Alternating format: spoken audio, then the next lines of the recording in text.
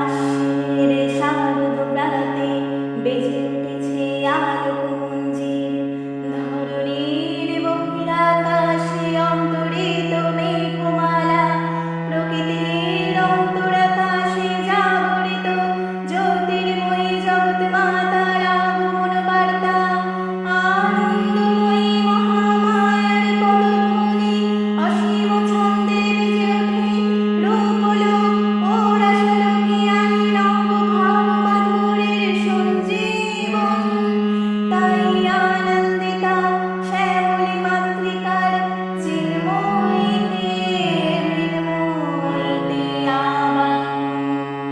আজ চিৎশক্তি রূপিণী বিশ্বজননীর শারদ স্মৃতিমণ্ডিতা প্রতিমা মন্দিরে মন্দিরে ধ্যান বোধিতা।